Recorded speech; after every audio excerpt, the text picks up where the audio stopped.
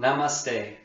Okay, so let's talk about pushing the sky. This is the first exercise in Fire Flower Qigong, and this exercise is kind of the warm-up. And this is, even if I don't have time to do a full set, doing a 2 to 4 pushing the skies every day in the morning is a great way to activate the body, activate our energy, get the mind focused, and calm any anxiety or emotions that are going on. So this is a really great way to kind of get into place and get centered. Pushing the sky focuses on the vertical stretch of the body and focuses on the vertical lines or movements of energy. Although, as an integrated system, it's going to also impact the circulation channels, the acupressure channels. It's going to open up all the chakras, and energy also spirals through the body. So it's also going to help that spiraling motion of energy. So, we really can't separate out this from that. We're one thing, it's one thing, but we can emphasize certain aspects of movement or energy or mental awareness or our attention. So with pushing the sky, I always like to chi up, so moving some energy into the hands. You can join me. Okay, so we're going to chi up a little bit while we're talking. Good. So with pushing the sky, we're going to open up with this contraction and give you a side view. I'm actually going to let my head lean in a little bit, but not to where I'm leaning past my knees and losing balance. But I want to collapse into myself, relax into myself. My knees will dip in a little bit. They don't have to touch.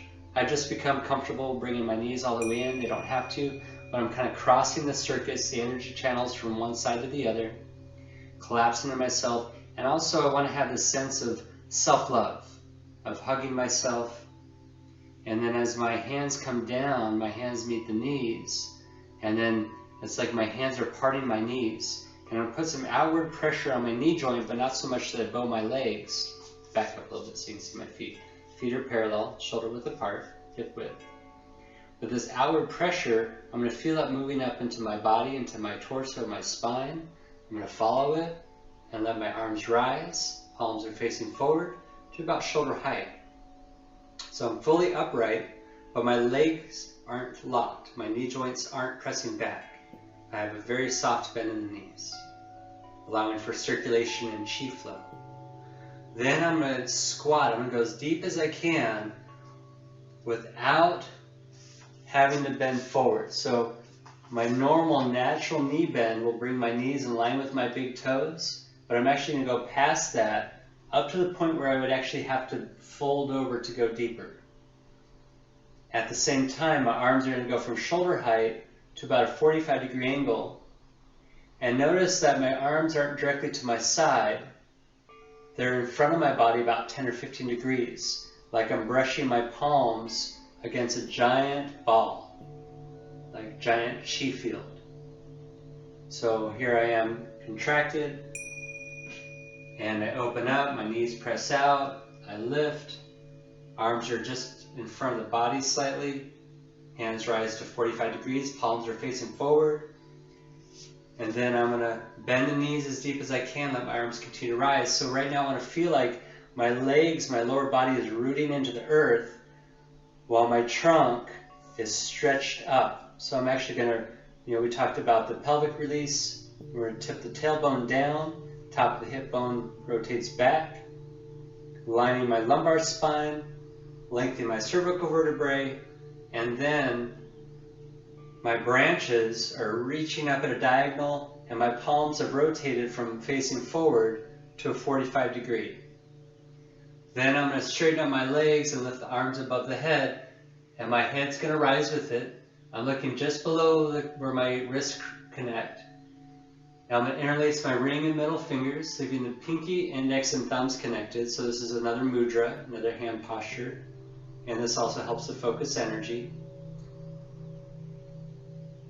So I'm going to lift my upper body away from my lower body, and that's going to have the effect of this nice vertical stretch. My heels are flat, my feet are parallel. And once I reach up and let my head hang back without force, Opening up my shoulders, get a nice stretch in the front and the neck.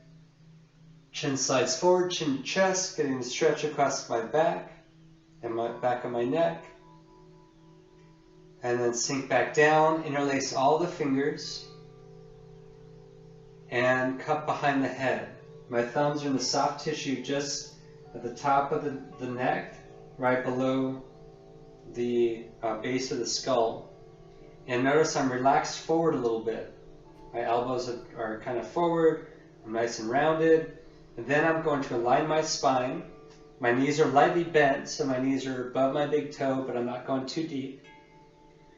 I'm going to tilt the pelvis, tailbone down, top of the hip bone back, aligning my lumbar spine. Raise the chin just about level to the ground. It's going to be slightly tucked, lengthening my cervical vertebrae, getting a light internal stretch. And then I'm going to press my elbows and shoulder blades back and squeeze my spine with my shoulder blades and kind of tensen up so that all the nerve clusters and connective tissues and acupressure points behind the shoulder blades and the neck get massaged. So I create this lock or this alignment in my spine, and as I lock my elbows back, I'm also going to tighten my abdomen. So that's going to engage my core, and that's also going to engage my sacral chakra or my lower Dan Tiens. So if the lower Dan Tiens is like around the lower abdomen, around the pelvis and the hips, and it's like a bowl that holds energy. So a few fingers below the belly button is the front access point, and then we talked about yin and yang circulation. The back of the sacral chakra is also the end of the conception vessel at the Ming Men channel, and then from there yang comes up the back and across the nose and out the top of the lip, the teeth. So again, kind of back to the exercise, I create this lock, and I'm going to tighten up my belly, align my spine. This helps with the core strength, supporting muscles and connective tissues, squeezing that tight spot, the trigger points behind the shoulder blades, and then I relax it again, and now I'm going to pump. I'm going to rock back briefly onto the heels, feet come flat. At the same time, you can do it like a 1-2, hands directly above the crown, or later when you get comfortable with it, you can do it as a 1. And then the feet are flat again. My hands are directly above my crown, so that pumping action is pulling yin energy and lower energy center chakra energy up through the spine, pulling it up through the crown. And then when we rotate, the hands will rotate forward and up, and notice that my arms aren't directly above my head anymore. They're to the front of my body about 10 or 15 degrees. Then I can push up onto the toes, extend my arms, flex my wrists, and all my fingers are still interlaced. And now I'm pulling this, that original vertical stretch is now really lengthened, and this is pushing the sky. I relax the elbows, separate my fingers, and point the index. And that's like the statue of the monk that's up on the toes with a big smile, right? Pushing the sky. That's this posture. We're focusing the attention on the index finger, and the thumbs are tucked into the palms, and the fingers are tucked in. We talked about that too. If we haven't, we will. I'm going to focus my attention between the fingertips, and I'm going to imagine this giant arcing energy like an electrical current extending like a rainbow over my head, connecting to my fingers.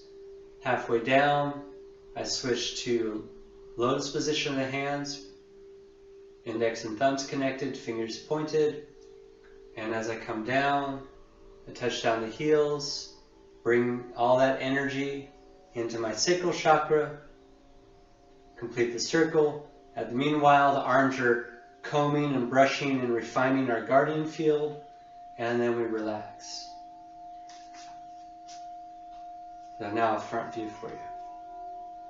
So I start in Lotus Position, and my middle fingers are connected lightly, my thumbs and indexes are connected, and that connection is just below my belly button at my sacral chakra, or the lower Dan Tiens, or the elixir field, or the lower energy source or power center of the body. So now I'm going to open my palms, cross the arms comfortably, dip the knees comfortably, let the head hang forward, relax and arc the back, nice and rounded. Arms come down as the hands meet the knees. Press the knees out, slight outward pressure to the knees. Makes my body rise.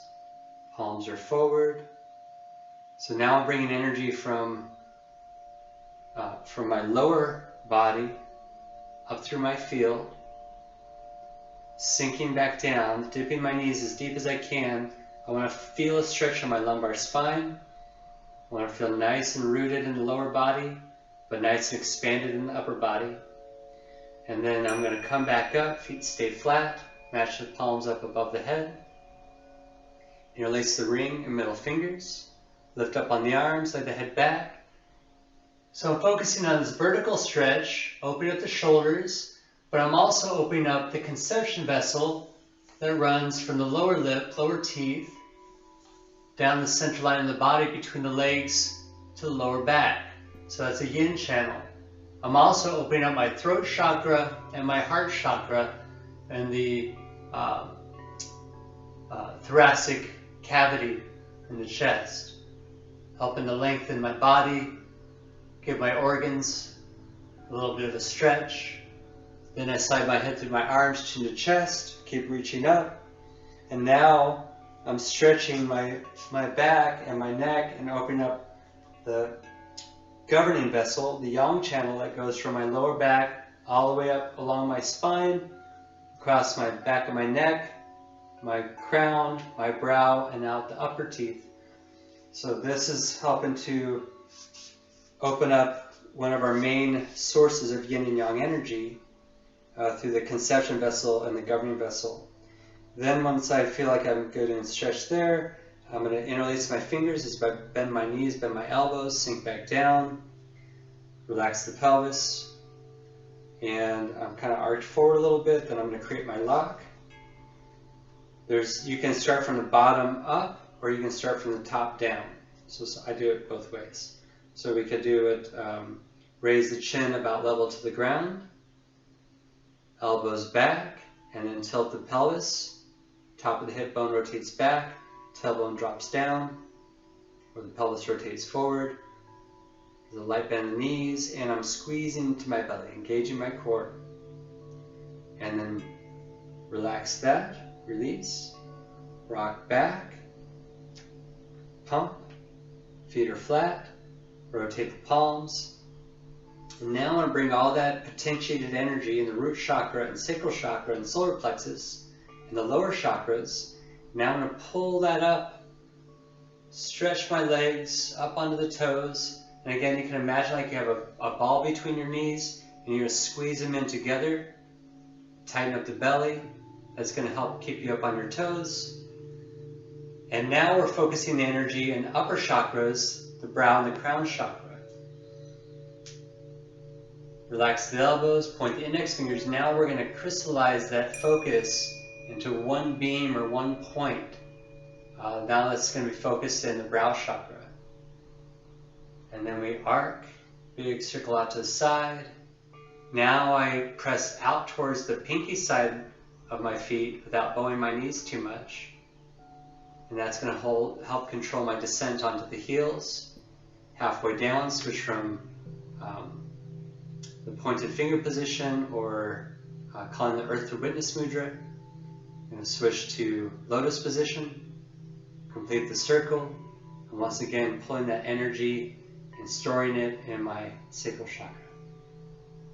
Like plugging in your phone, recharging the batteries. Okay.